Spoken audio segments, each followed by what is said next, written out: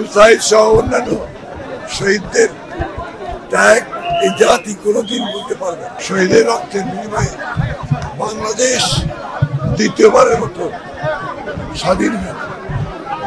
আমি আবু সাইদের আত্মার মাগফিরাত কামনা করছি। আল্লাহ তাআলার কাছে দোয়া চাইছি যে আল্লাহ তাআলা তাকে যেন শাহাদাত দান করেন। মহান সকল শহীদের তাদের শাহাদাত দান করেন। আবু সাইদ সহ অন্যান্য শহীদদের ত্যাগ এই জাতি কোনোদিন বলতে পারবে না। তারা এই দ্বিতীয় স্বাধীনতা যুদ্ধ, সেই যুদ্ধের প্রথম শহীদ। আমরা তাদেরকে সেলুট জানাই, অভিবাদন জানাই।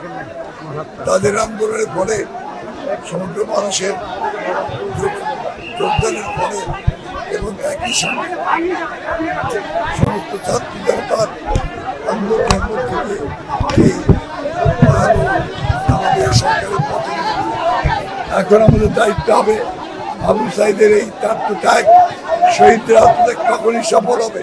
বিশ্বমানের থার্মিক্স রড, সালাম স্টিল থার্মিক্স, দেশের একমাত্র থার্মিক্স রড। যদি আমরা সেই ফ্যাসিবাদের সমস্ত ষড়যন্ত্রকে রুখে দিয়ে সত্যিকার অর্থেই বাংলাদেশকে একটা স্বাধীন মুক্ত রাষ্ট্র এবং এখানে গণতন্ত্রকে পুনঃপ্রতিষ্ঠা করতে পারি, মানুষের অধিকারকে পুনঃপ্রতিষ্ঠা করতে পারি, তাহলেই হবে তাদের এই ত্যাগে সফল।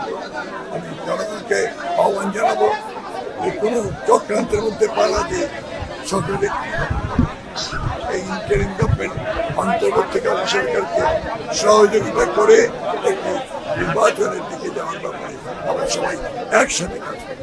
তার মানে যে দুঃশাসন, অত্যাচার, নির্যাতনের বিরুদ্ধে তারা সমগ্র জনগণের উপর চালিয়েছে এবং বাংলাদেশে একটা ধ্বংসস্তূপে পরিণত করেছে, তারই ফল এই মানুষদের গ্রেপ্তার, জনগণের বিজয়।